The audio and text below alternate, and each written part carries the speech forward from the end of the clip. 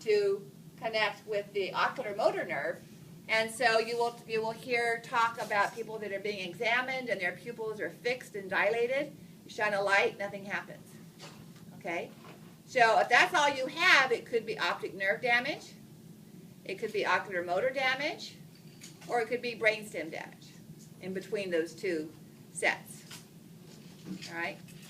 So this is what, if you're going on into nursing or other areas of the health field, your neural pathways and studies will help you start connecting those components. We're not going to go that far, but that's why they do those tests. Okay? All right, so for ocular motor, general somatic efferent for the skeletal muscles outside the eyeball, general visceral efferent for the smooth muscle inside the eyeball, ciliary muscle, and the constrictor muscle of the iris.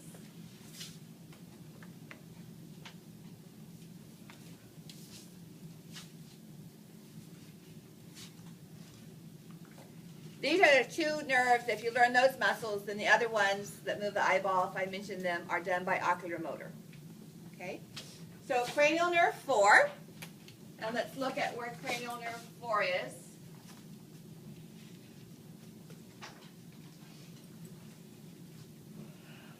So here are the cerebral peduncles. Ocular motor nerve, cranial nerve 4 is this little tiny one that comes out lateral to the peduncles. And then here's cranial nerve 6 between the pons and the medulla. All right?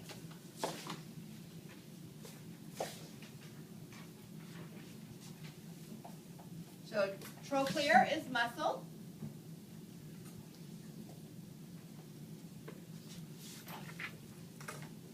But it is only general somatic efferent. There are no parasympathetic motor fibers, only skeletal motor. And it is only motor to one muscle, one pair of muscles that move the eyeball. And that's the superior oblique, the one that passes through the little trochlea. All right? So this is motor to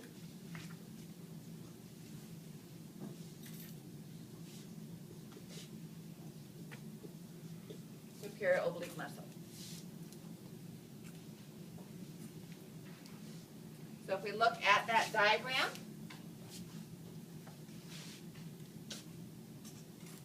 trochlear, this is the superior oblique muscle right here. Okay, and there's the trochlear nerve going just to that muscle. It doesn't do much.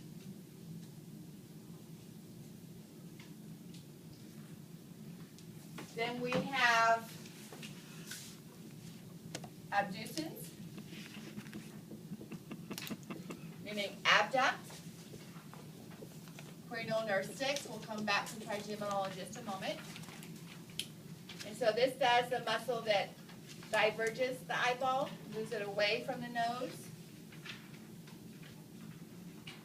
Lateral rectus muscle. Now somebody in the morning section asked about, well, what if a kid or a child has a lazy eye and it tends to kind of drift out? Was that a problem with the abducens nerve? It's more likely to be a problem with the nerve that innervates the medial rectus, because if the medial rectus isn't pulling the eyeball midline, the lateral rectus has nothing to counteract its activity. So what nerve innervates medial rectus? It's not those two.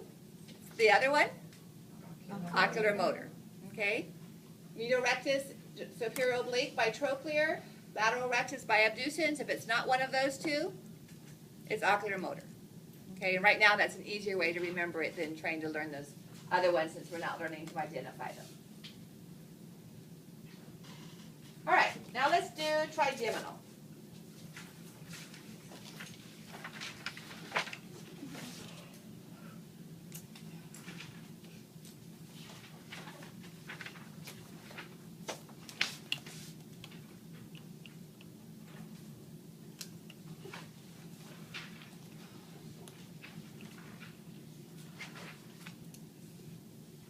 So here is trigeminal nerve. It's the largest diameter-wise of our cranial nerves. right here along the lateral aspect near the middle cerebellar peduncle of the pons. So we've done 1, 2, 3, 4, 6, and we're coming back here to 5. Notice it has this small little piece here. What's that for?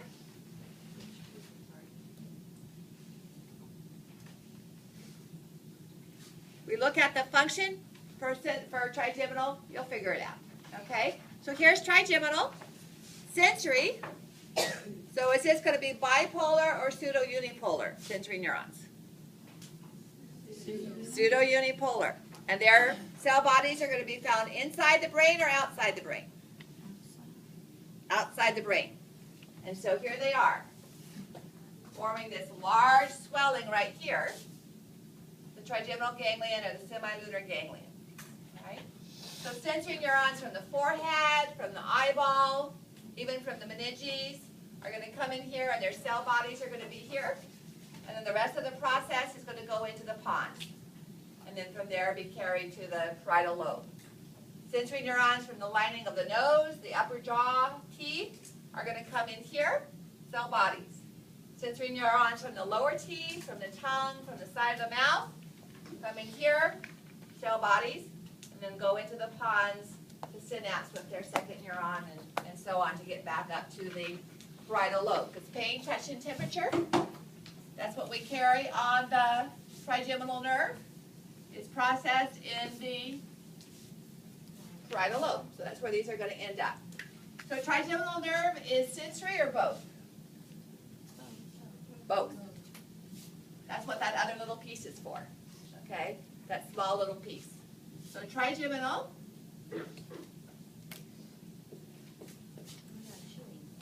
Yes, you do. Cranial nerve 5. Most of the neurons are going to be general, somatic, or visceral. Somatic. The skin, even the inside of the mouth, is still somatic. General, somatic, afferent. Okay? And this is going to be sensory neurons, pain, touch, and temperature.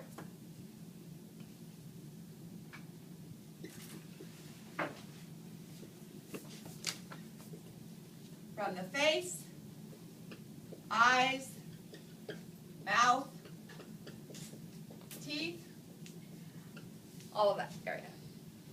Okay. And then a small section will be lower motor neurons going out to our chewing muscles. Chewing muscles function to elevate the jaw. So if you close your jaw really tight, put your hand right here, so that muscle gets shorter and bigger, or up here, those are chewing muscles. Okay? Are they skeletal or smooth?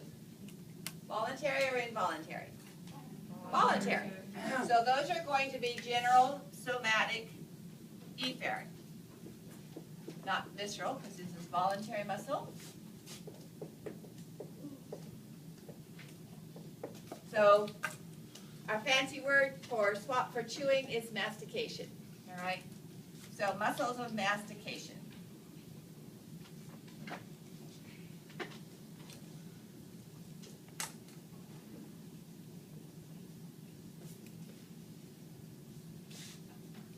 Chewing.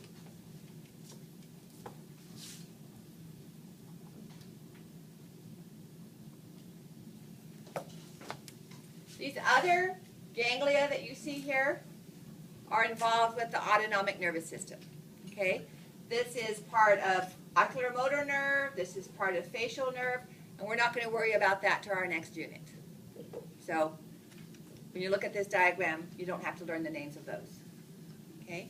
These neurons are piggybacking with trigeminal. They're not actually part of it. So these are all sensory fibers with their cell bodies here. And then the cell bodies for general somatic efferent are going to be inside the pons. And the motor neurons will come out through the foramen ovale and go to the chewing muscles. So trigeminal. And that's that sensory neuron, sensory ganglia right there. All right, we've done abducens already. Let's do facial and vestibulocochlear, and then we'll take a break.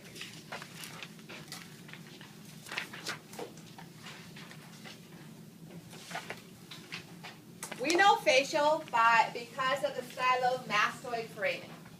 Back when we first started bones and we were doing the skull, here's the stylomastoid foramen. And the facial nerve, lower motor neurons, are coming out of the medulla, actually crosses both pons and medulla, and goes to muscles of facial expression. Everything but opening the eye. So all of these yellow fibers that you see here, normally our nerves are deep to the muscle, but here these are all motor fibers, lower motor neurons, to raise the eyebrow, to close the eyes, open and close the lips, suck in the cheeks, grimace. Those are all muscles of facial expression, okay? But opening the eye, remember, was ocular motor. Everything else on the facial expression is the facial nerve. So that's skeletal muscle. And facial.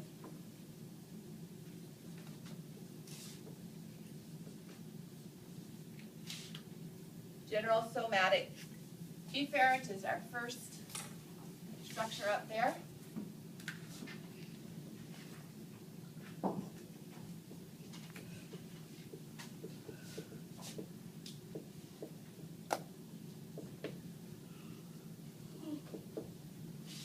So put the red one.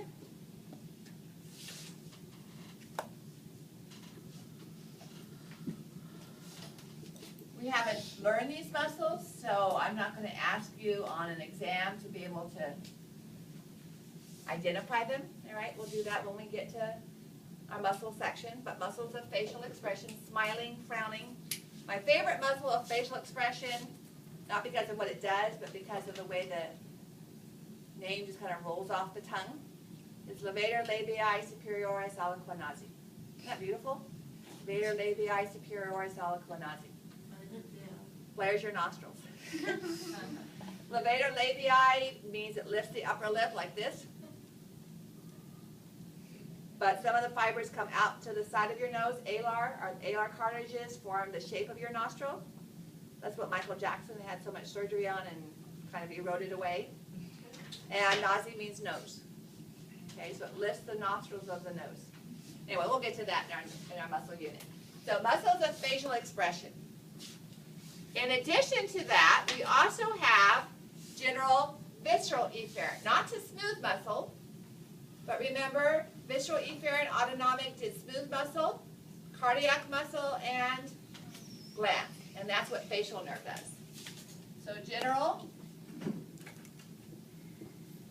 visceral,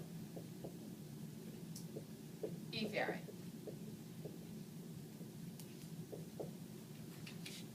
And it's going to do glands. Quite far apart, actually. It's going to do the lacrimal glands up here in the eye.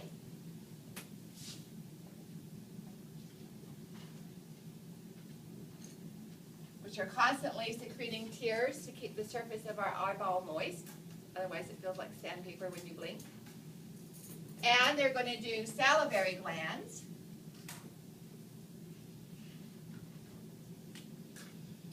Not the ones that make your mouth water when you smell cookies or fresh baked bread or anything when you're hungry, but ones that release more mucus.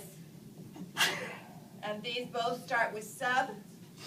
So submandibular and sublingual. So I don't know if when I was a kid, I used to love to eat. We had Bisquick overseas in the Philippines. We didn't have breakfast cereal, but we had Bisquick, and mix it with a little bit of milk, and you'd clump and make this gooey dough, and just eat the raw dough. Okay, you could bake it over a fireplace or something, but I love doing that. And we had a big barrel. Our basement was above the floor level. We had this big barrel of what I thought was Bisquick. And I went down there and filled a glass of milk and stirred it around and ate the whole thing, only to find out it was worm medicine for our dog. So I didn't have any worms for a while. Now let's say you're eating a mouthful of Bisquick, or maybe cocoa powder, or I hope not, cinnamon. Can't do Yeah. No, I've never tried the cinnamon. I've seen it. Yeah, and then It doesn't your dissolve, eyes. right? It's like a Yeah. bug. And so the purpose of this mucus is to clump the food together. So when you do chew it, it doesn't fly out your nose and your mouth, and you can move it from side to side while you chew. All right. So that's the purpose of this saliva. We have the major salivary gland that makes the watery saliva. So going to glands, general, visceral, efferent. And then we have a special sense. Most of our taste is on the front of our tongue, and that is carried by the facial nerve. Taste is a special sense. So we have special, visceral, afferent, for taste.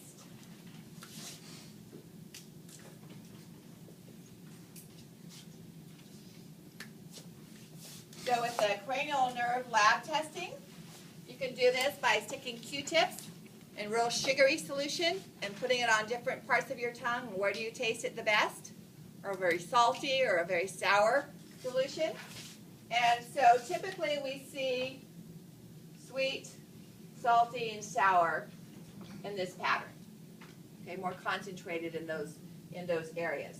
And so neurons from those parts of the tongue are carrying sensory. These would be our regular pseudo-unipolar, not bipolar. All right? And they're going to have their cell bodies outside the brainstem in this geniculate ganglion. That's where the taste sensory neurons are. So, sweet, salty, and sour are the major characteristics for taste carried by the facial nerve.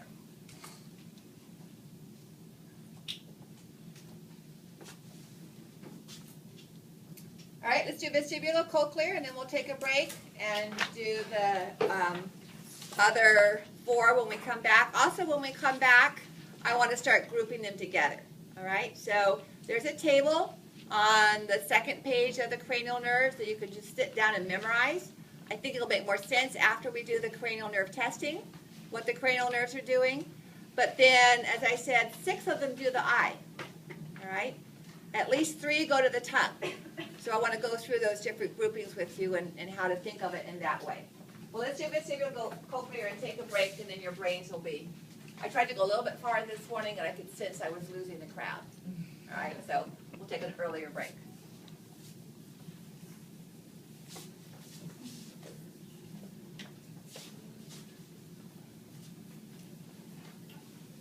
So cranial nerve 8 is vestibulocochlear. This is the one that used to be called the auditory or acoustic if you're learning the older mnemonics, and it has an A instead of a V. Gretchen, I decided you could say this with a little small A and then Vegas girl. Instead of A girl, you could put Vegas girl, and it would still work. Stuff I think of when I'm calling this at night. I already have it memorized the other way. Okay. So cranial nerve 8. Sensory. Okay. So this one is special senses. I'm not going to go into pathways because we're going to deal more with the cochlea when we do our special senses. So let's look at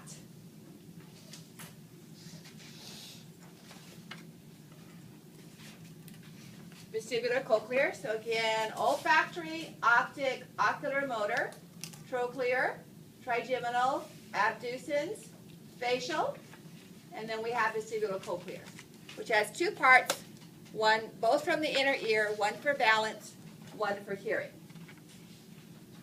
So this is looking inside the temporal ridge. Here would be the internal acoustic meatus, and vestibular and cochlear for balance and hearing, going back towards the medulla. Okay? Obviously, some of those balance neurons are going to go into the cerebellum, because the cerebellum uses it to help you maintain your equilibrium. And then the rest will be going to the temporal lobe to be processed and projected from the temporal lobe. So general, Nope, not general. Hope you guys caught me on that before I went too far. Special. Visceral. Afferent. And special senses for equilibrium or balance. And hearing. Okay. So let's take a break and come back. And 9 and 10 are probably the most complicated, 11 and 12 some of the easiest.